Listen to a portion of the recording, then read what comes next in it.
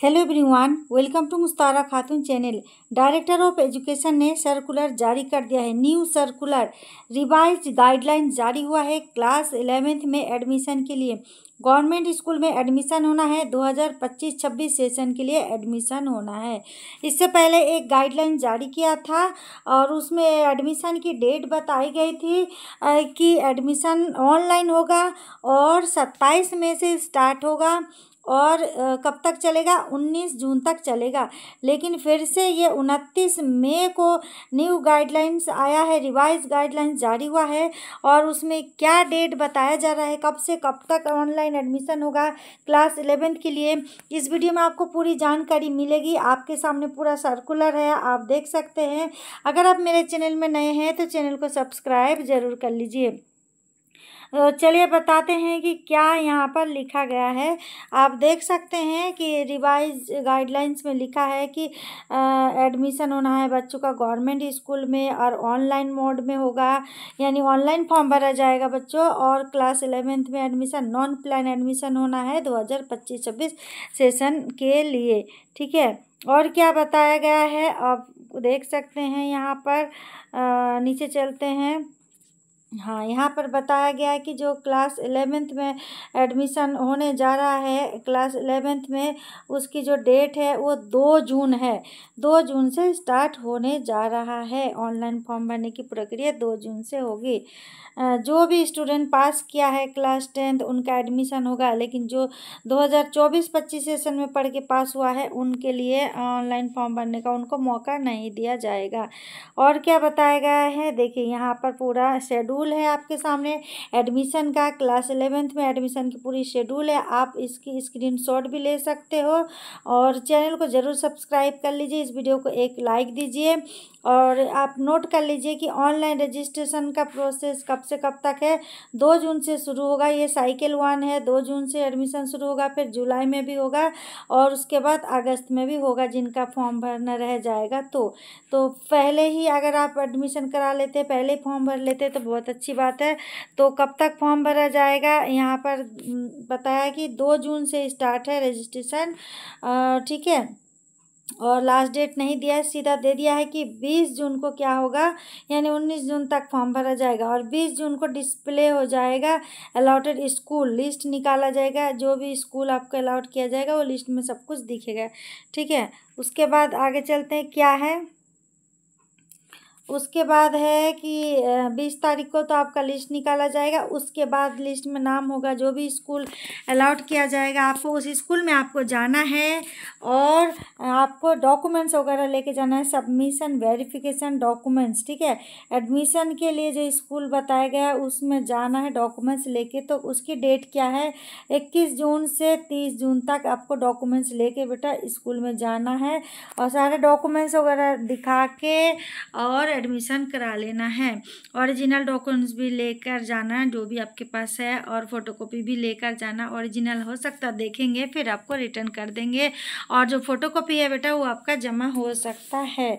तो और क्या डेट है इसमें, जो कि मतलब अगर इस बार नहीं ऑनलाइन फॉर्म भर पाते तो साइकिल 2 की डेट है कि 1/7 को स्टार्ट होगा ऑनलाइन फॉर्म भरना और 21 तारीख को लिस्ट निकाला जाएगा। और ये देखिए 22 तारीख से लेकर 22 जुलाई से 31 जुलाई तक उनका फिर फॉर्म भरा जाएगा। इसी तरह से फिर जुलाई के बाद अगस्त में फॉर्म भरा जाएगा और 1 अगस्त से शुरू है 19 अगस्त तक और 20 अगस्त को लिस्ट निकाला जाएगा। और देखिए बेटा कि 21 अगस्त से लेके 30 अगस्त तक फिर उनका डॉक्यूमेंट्स वेरिफिकेशन होगा, एडमिशन होगा, ठीक है। चलिए अब आगे चलते हैं। तो आपसे एक रिक्वेस्ट है, अगर आप मेरे चैनल में नए हैं तो चैनल को सब्सक्राइब जरूर कर लीजिए और प्लीज़ इस वीडियो को एक लाइक दीजिए, ठीक है। तो रजिस्ट्रेशन होगा ऑनलाइन माध्यम से होगा और ये edutile.nic.in इस पर आप, ये वेबसाइट है ऑफिशियल वेबसाइट, पूरी जानकारी आपको मिलेगी यहाँ पर। और यहाँ पे जो क्राइटेरिया रखा है एडमिशन का, क्लास 11th में एडमिशन के लिए कौन सी स्ट्रीम के लिए कितने % चाहिए, यहाँ पर ये चीज़ बताया गया है। बेटा सबसे पहले तो आप फॉर्म भरोगे ना, तो उसमें आपको तो चुनना है, स्ट्रीम चुनना है कि कौन सा स्ट्रीम आपको चाहिए, साइंस चाहिए कि कॉमर्स चाहिए कि मैथ चाहिए। इस बार जब आप क्लास 10 तक जब पढ़ रहे थे ना, तो क्लास 10 तक ऑल सब्जेक्ट था, सारे रास्ते थे यहाँ पर पढ़ने के लिए। लेकिन अब क्लास 11th में एक ही रास्ता चुनना पड़ेगा, एक ही स्ट्रीम आपको सेलेक्ट करना पड़ेगा। जो साइंस लेना चाहते हैं, साइंस में क्या है, मैथ वाला, यानी कि PCM कहा जाता है उसको। PCBM भी कोई लेते हैं, PCM भी लेते हैं, मतलब मैथ होता है, मतलब मैथ। तो उसमें कम से कम आपका टोटल 55% मांगा गया है कि होना चाहिए, लेकिन उससे आपका ज़्यादा भी हो सकता है, 80 भी हो सकता है, 90% भी हो सकता है, अच्छी बात है। इंग्लिश में लेकिन 50% होना चाहिए, और मैथ में भी 50% होना चाहिए, साइंस में भी 50% होना चाहिए, तभी आप साइंस विद मैथ के लिए एलिजिबल हो। ठीक है। और दूसरा क्या है, साइंस विदाउट मैथ, बिना मैथ के अगर जो साइंस लेते हैं उसको बोला जाता है PCB, फिजिक्स केमिस्ट्री बायो। ठीक है, बायो पढ़ना पड़ेगा, बायोलॉजी। उसमें भी आपको 50% बोला है कि होना चाहिए, इंग्लिश में 50 होना चाहिए, और मैथ में 40 भी है तो चलेगा, लेकिन साइंस में 50 होना चाहिए, क्योंकि साइंस ले रहे हैं, बायो ले रहे हैं इसमें। ठीक है बेटा। उसके बाद देखिए कॉमर्स के लिए, और कॉमर्स के लिए क्या बताया जा रहा है सॉरी, कॉमर्स विद मैथ जो लेना चाहते हैं, मैथ भी साथ में हो कॉमर्स में, तो 50% ओवरऑल होना चाहिए ऑल सब्जेक्ट में, लेकिन इंग्लिश में 45% मांगा गया है सॉरी। और स्टैंडर्ड मैथ में, या जो भी मैथ आपके पास 50% होना चाहिए, और सोशल साइंस में 45 भी हो तो चलेगा। ठीक है, मुझे पता है कि आप लोगों का नंबर इन सबसे ज़्यादा है, लेकिन इनमें बताया गया कि 45 इंग्लिश में चाहिए ही चाहिए, और 50% मैथ में चाहिए, अगर कॉमर्स लेना चाहते हैं मैथ वाला। तो अगर विदाउट मैथ वाला लेना चाहते हैं कॉमर्स, तो फिर 50% ओवरऑल चाहिए, लेकिन इंग्लिश में 45 और हिंदी में 45 होना चाहिए % कम से कम। सोशल साइंस में 45% कम से कम होना चाहिए, और बाकी जितना भी ज़्यादा नंबर है वो तो अच्छी बात है।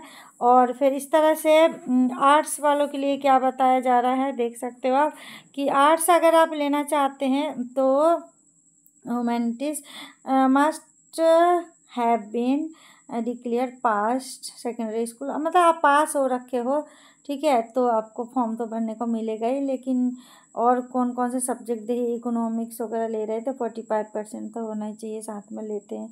और देखिए 50% है, 50% है, 45% है, तो भी आप मतलब फॉर्म भरेंगे। ठीक है। और उसके बाद चलिए कि क्या बताया जा रहा है। हाँ, मेन चीज़ है, आप डॉक्यूमेंट के हिसाब से, मतलब आपको और जैसे किसी चीज़ में थोड़ा % कम है तो भी आपको छूट मिल जाएगा, 5% तक की छूट मिल सकती है। किससे मिलेगी, देखिए जो भी SC ST कैटेगरी में आते हैं तो SC सर्टिफिकेट या ST सर्टिफिकेट होना चाहिए। जो माइनॉरिटी में आते हैं उनका सर्टिफिकेट होना चाहिए। OBC में अगर आप आते हो तो OBC नॉन क्रीमिलियर वाला सर्टिफिकेट होना चाहिए। ठीक है। और भी सबके लिए है, जो डिसेबल बच्चा है उनके लिए भी छूट होता है।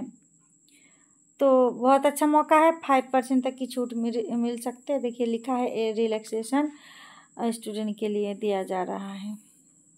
तो फॉर्म ज़रूर भरिएगा आप, ऑनलाइन फॉर्म भरा जा रहा है, ऑनलाइन माध्यम से ही एडमिशन होगा आपका, और बहुत कुछ है इसमें, आप पढ़ सकते हो डिटेल में। और एज के लिए क्या बताया गया है, एज रिलैक्सेशन आप देख सकते हैं या नहीं। एज क्राइटेरिया बताया जा 31 मार्च 2025 को आपकी एज की गणना की जाएगी, 31 मार्च को। ठीक है, अभी चाहे आपका 15 साल नहीं हुआ हो तो 31 मार्च को हो जाना चाहिए।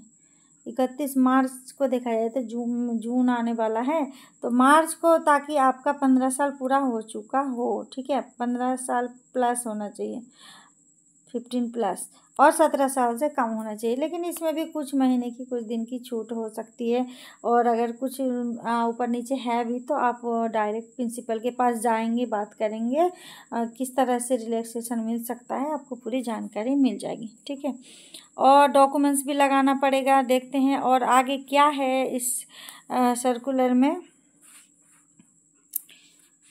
बहुत बड़ा है, दे रखा है यहाँ पे पूरी डिटेल एडमिशन के लिए। मेन चीज़ मैं आपको बता दिया है।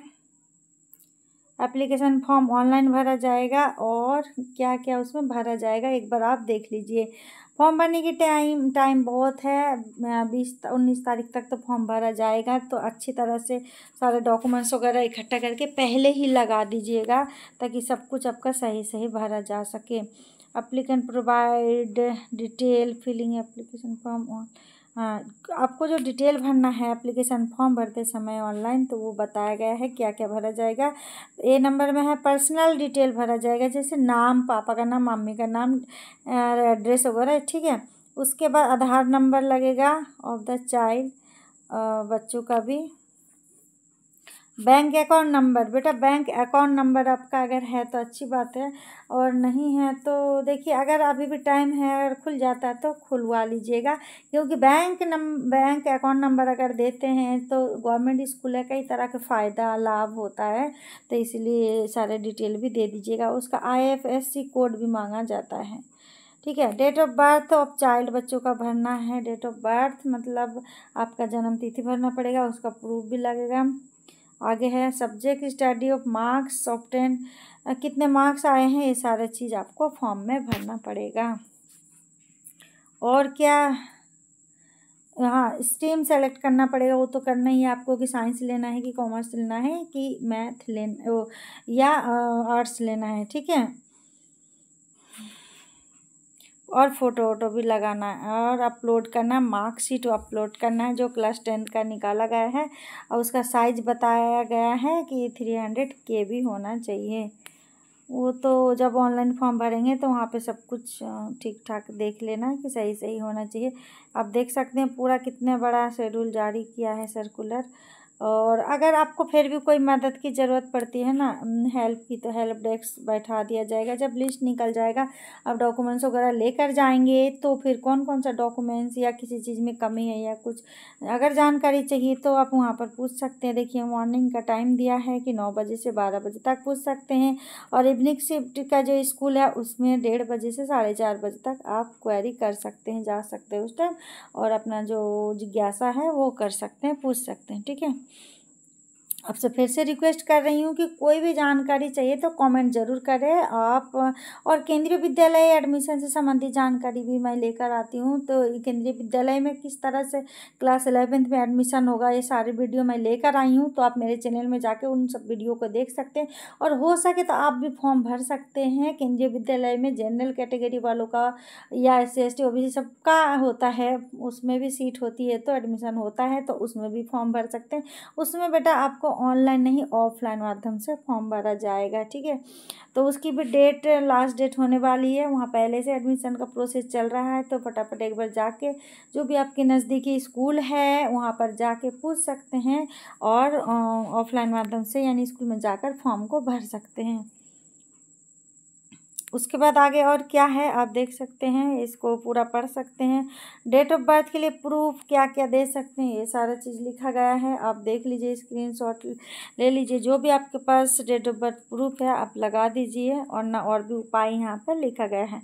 उसके बाद यहाँ पे बताए रेसिडेंट प्रूफ दिल्ली का होना चाहिए, दिल्ली गवर्नमेंट स्कूल में एडमिशन लेना है, आप दिल्ली में रहते हो तभी आपका एडमिशन होगा। तो आपके पास इनमें से कोई एक भी प्रूफ हो तो चलेगा।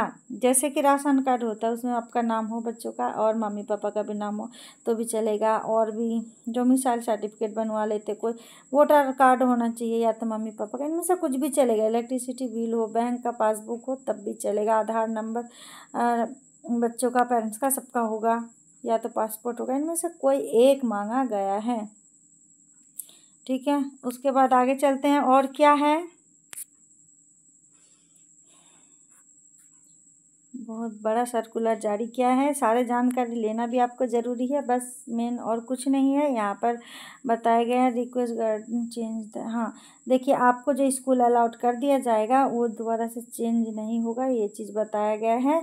और आप फॉर्म को अच्छी तरह से भरिएगा, कोई मिस्टेक नहीं होना चाहिए, कोई गलती नहीं होनी चाहिए, वरना बहुत प्रॉब्लम हो जाती है, फिर दोबारा से वो फॉर्म को डिलीट करना पड़ेगा। ऑनलाइन माध्यम से भरा जा रहा है, इसलिए आप आपसे रिक्वेस्ट है कि फॉर्म को आराम से सोच समझ के भरना।